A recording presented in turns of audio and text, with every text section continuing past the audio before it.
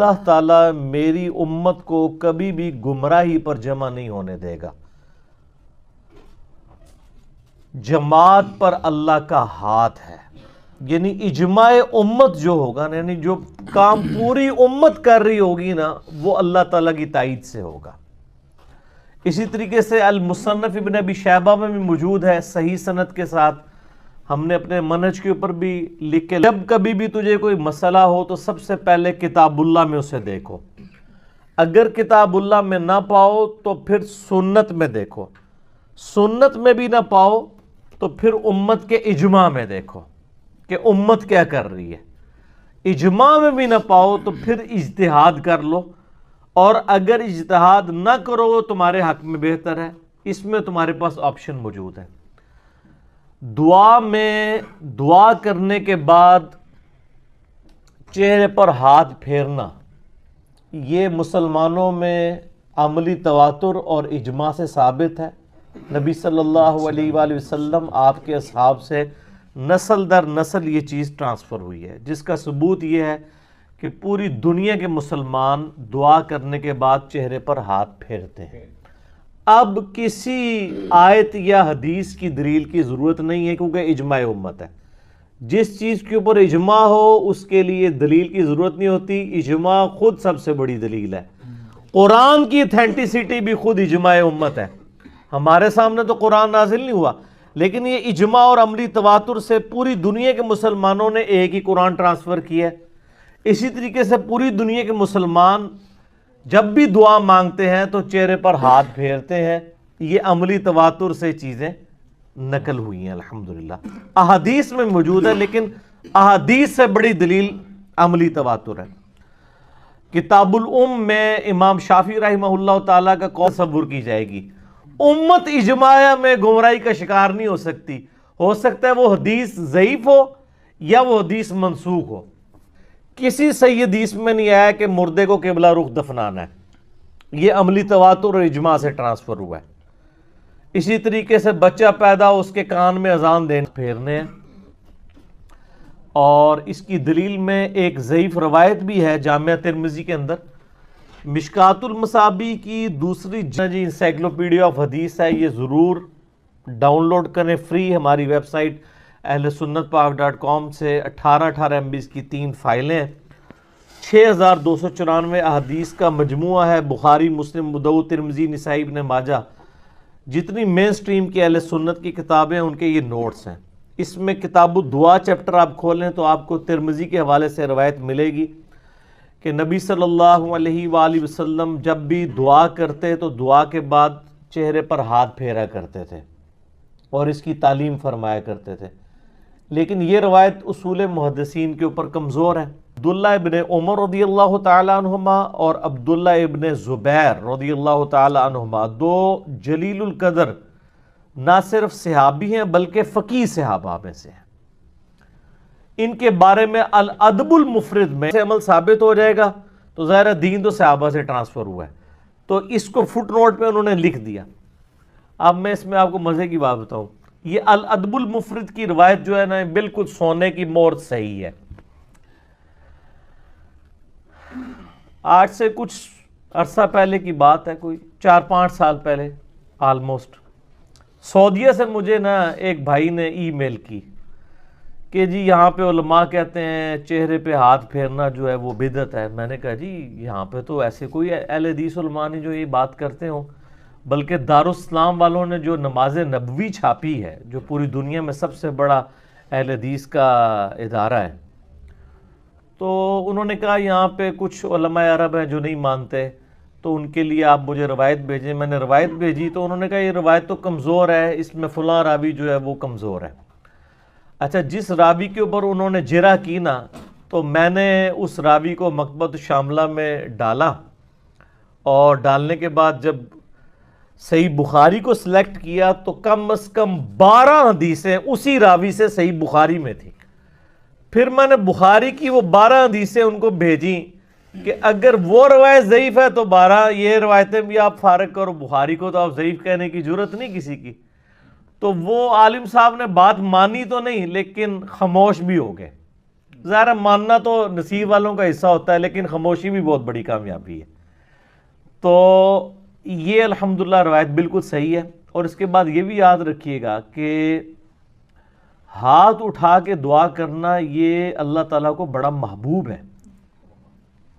جامعہ ترمذی میں حدیث موجود ہے، جو ہاتھ اٹھا کے دعا کرے کہ اسے محروم لوٹایا جائے، یعنی اللہ تعالیٰ اس سے حیا محسوس کرتا ہے کہ اس نے ہاتھ اٹھا کے فقیروں کی طرح مجھ سے مانگا ہے تو میں اسے واپس کیوں کروں۔ تو ہاتھ اٹھا کے دعا کرنا زیادہ افضل ہے بغیر ہاتھ اٹھائے۔ اور یہ حدیث جو میں نے بتائی نا، یہ ابو داؤد ترمذی والی تو روایت کمزور ہے، لیکن المستدرک الحاکم میں بالکل صحیح سند سے ثابت ہے محروم لوٹائے۔ ترمذی ابو داؤد کی روایت کمزور ہے، اس لیے میں نے حاکم کی روایت کا ذکر کیا۔ ہاتھ اٹھانا دعا کی شرط نہیں ہے، لیکن پریفریبل ہے۔ جیسے ہم ٹوائلٹ میں جاتے ہیں تو ہاتھ اٹھا کے دعا تو نہیں کرتے، یا مسجد میں جانے سے پہلے جو دعا ہے وہ ہاتھ اٹھا کے تو نہیں کرتے، یا کھانا کھانے سے پہلے تو بسم اللہ جو ہم پڑھتے ہیں بغیر ہاتھ اٹھائے پڑھتے ہیں۔ لیکن اگر کوئی ہاتھ اٹھاتا ہے تو ایک بہتر عمل ہے۔ اسی طریقے سے فرض نماز کے بعد اگر اجتماعی دعا تو ثابت نہیں، لیکن انڈیویجول جو سنت اذکار ہیں گرین کارڈ پہ ہم نے لکھے ہیں، وہ آپ ہاتھ اٹھا کے کریں گے تو زیادہ افضل ہے، کیونکہ اس میں قبولیت زیادہ ہے، اس میں عاجزی زیادہ ہے۔ اور نبی علیہ السلام سے ایون قبرستان میں بھی ہاتھ اٹھا کے دعا مانگنا ثابت ہے۔ حالانکہ اس میں شائبہ ہو سکتا ہے کہ وہ قبر سے مانگ رہا ہے، لیکن نبی علیہ السلام صحیح مسلم میں اوپر تلے کئی احادیث ہیں کہ نبی صلی اللہ علیہ وآلہ وسلم کے بارے میں اما عائشہ کہتی ہیں کہ میں سو گئی ہوں تو آپ چپکے سے اٹھے اور بقیع غرقد مدینہ شریف کے قبرستان کی طرف گئے، تو کہتی ہیں کہ میں بھی چپکے سے، میں نے بھی چادر لی اور پردہ کر کے میں بھی پیچھے پیچھے چپکے سے آپ کی یعنی جاسوسی کے لیے کہ آپ کدھر جا رہے ہیں۔ آپ صلی اللہ علیہ وآلہ وسلم بقیع غرقد قبرستان میں گئے، آپ نے 3 دفعہ ہاتھ اٹھا کے دعا کی اور واپس ہاتھ کیے، اور جب وہ واپس مڑنے لگے تو اما عائشہ کہتی ہیں میں بھی تیزی سے بھاگتی ہوئی آئی، اپنے بسترے پہ لیٹ گئی اور میں نے یہ ایکٹنگ کی کہ بھی میں تو سو رہی تھی، لیکن ظاہر وہ سانس چڑھا ہوا تھا، پیٹ پھولا ہوا تھا۔ اما عائشہ کہتی ہیں میرے سانس بھی تھا، پیٹ بھی پھولا ہوا تھا۔ نبی علیہ السلام نے آتے ہی مجھے کہا کہ تم نے کیا گمان کیا کہ اللہ اور اس کا رسول تم سے خیانت کریں گے؟ تم میرے پیچھے آئی تھی کہ میں کسی اور بیوی کے پاس نہ چلا گیا ہوں، تو مجھے سچ سچ بتا دو، ورنہ غیب کا جاننے والا تو مجھے بتا ہی دے گا۔ علم غیب بھی کلیئر ہو گیا، ٹھیک ہو گیا۔ آپ نے نہیں فرمایا کہ میں تے غیب خود جاننا وا، اور میں غیب کا جاننے والا مجھے بتا دے گا۔ تو انہوں نے کہا یا رسول اللہ میں نے یہ گمان کیا تھا کہ آپ کسی اور بیوی کے پاس نہ چلے گئے ہوں۔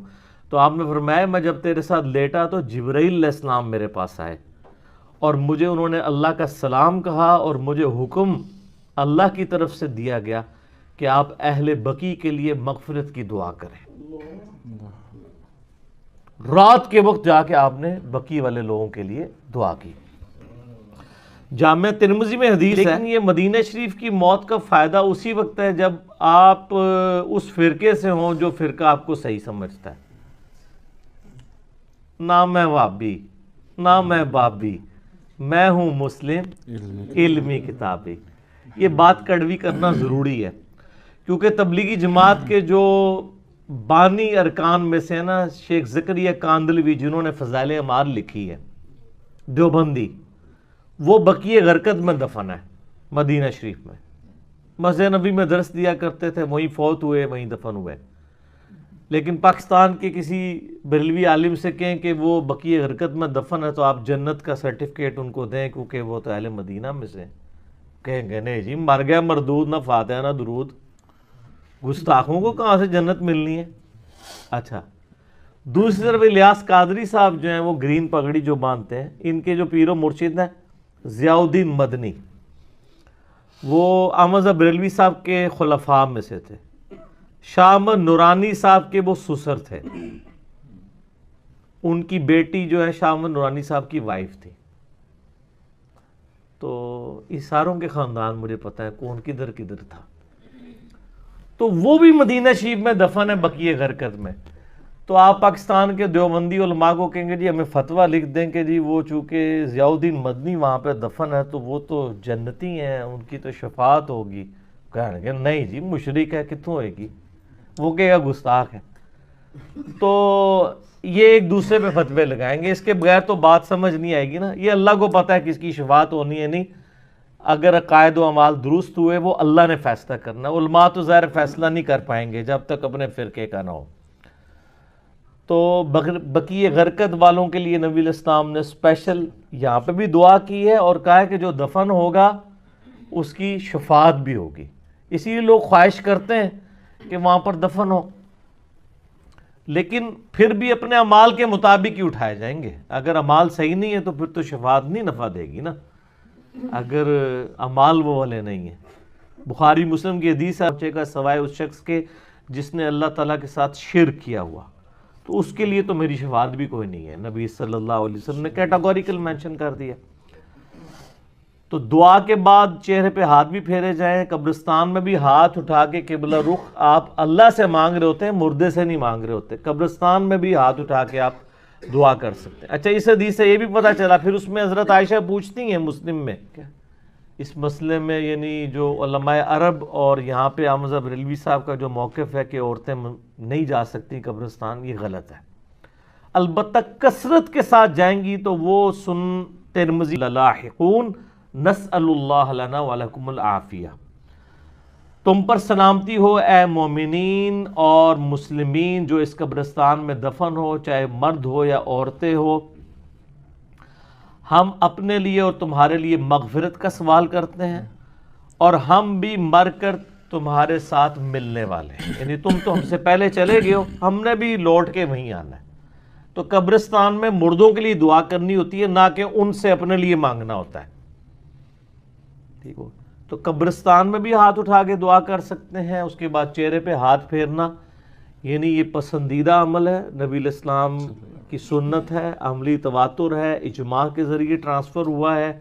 لہٰذا اس کے اوپر جو لوگ حملہ کرتے ہیں تو ان کو اپنا یعنی علمی علاج کروانا چاہیے. یہ کوئی بدعت نہیں ہے، یہ الحمدللہ صحابہ اکرام کی سنت ہے اور عملی تواتر و اجماع سے ثابت ہے. ٹھیک ہو گیا. لاحقون نسأل اللہ لنا ولکم العافیہ. تم پر سلامتی ہو اے مومنین اور مسلمین جو اس قبرستان میں دفن ہو، چاہے مرد ہو یا عورتیں ہو. ہم اپنے لیے اور تمہارے لیے مغفرت کا سوال کرتے ہیں اور ہم بھی مر کر تمہارے ساتھ ملنے والے ہیں. یعنی تم تو ہم سے پہلے چلے گئے ہو، ہم نے بھی لوٹ کے وہیں آنا ہے.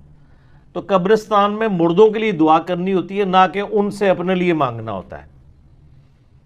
ٹھیک ہو؟ تو قبرستان میں بھی ہاتھ اٹھا کے دعا کر سکتے ہیں. اس کے بعد چہرے پہ ہاتھ پھیرنا یعنی یہ پسندیدہ عمل ہے، نبی علیہ السلام کی سنت ہے، عملی تواتر ہے، اجماع کے ذریعے ٹرانسفر ہوا ہے.